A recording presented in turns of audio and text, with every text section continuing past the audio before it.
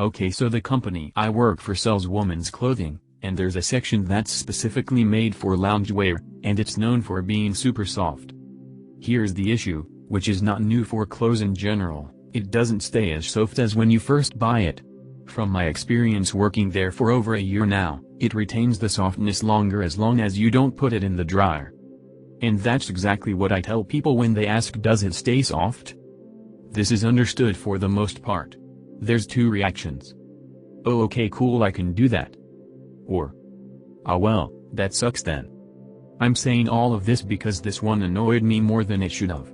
A woman comes in, sees the section of soft loungewear, immediately loves it and goes, oh, but does it stay this soft forever?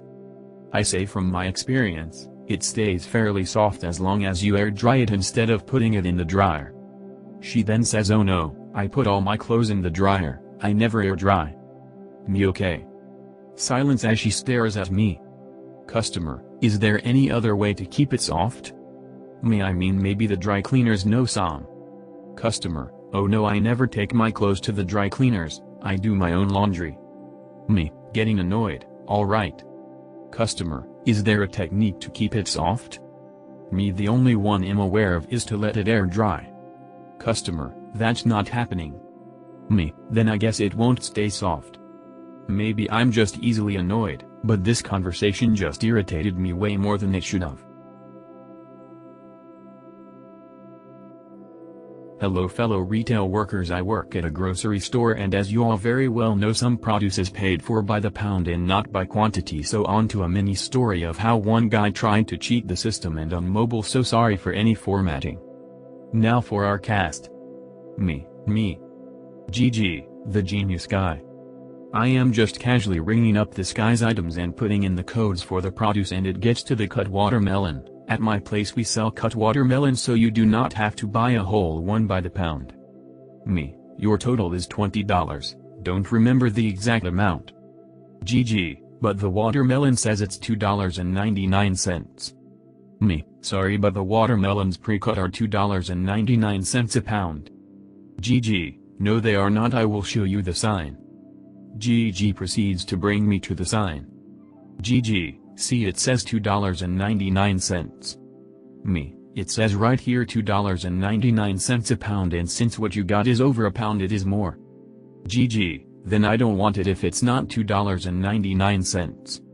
Me, okay, I can take it off of your total. GG, you need to make better signs as this is misleading.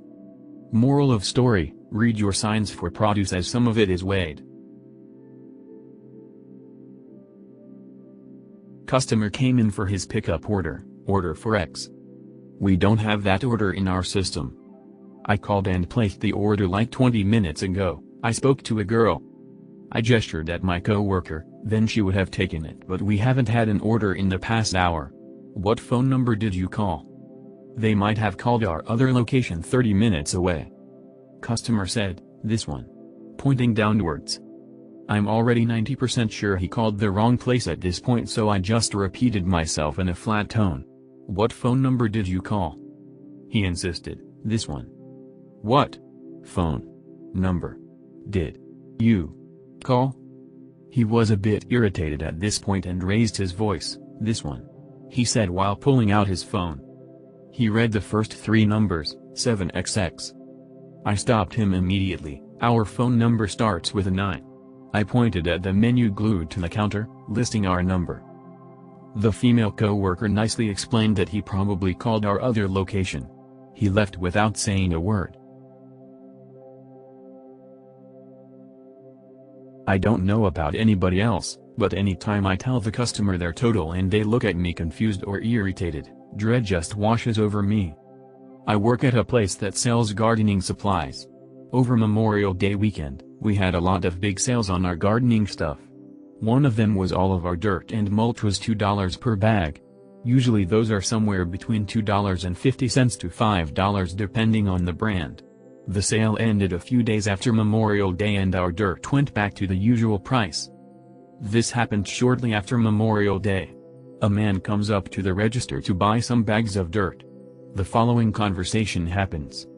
Me, okay, those are going to be $4.56 per bag. Can't actually remember the price, so I made a number up. It was something around that. Customer, they're supposed to be $2. Me, we had a sale over Memorial Day weekend that just ended. They're $4.56 now. Customer, they just doubled in price overnight? That's unreasonable. Me, no, they were on sale. That's their normal price. Customer, not happy now. I was in here a few days ago and they were $2. Someone took it down, but there was a sign saying they were $2. Yes, really. I keep trying to politely reiterate that they were on sale and that's why they're more expensive now than they were a few days ago. It's worth noting that I had to tell a few people that during that weekend this was the only time I had a problem. The guy starts ranting to, I assume, his wife about how my store just raised the price and leaves. I swear the guy wasn't even listening to me while I was trying to explain that we didn't just raise the price that day because we felt like it.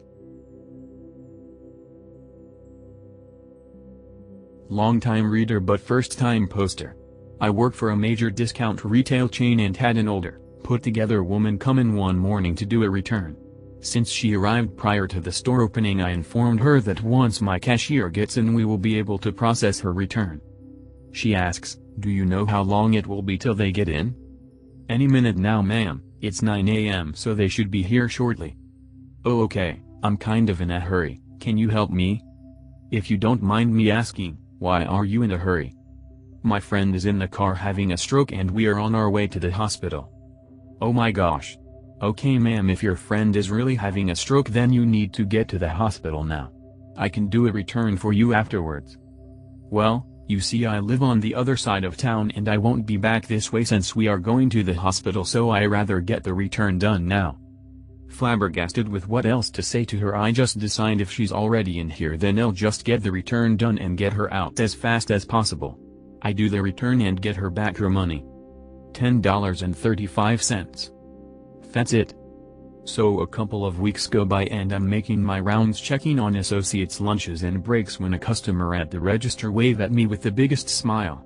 I look up and guess who it is. Hi. Do you remember me? She says with a big ol' smile. I've been telling everyone about how nice the manager at is and how much of a help you were. Yes I do.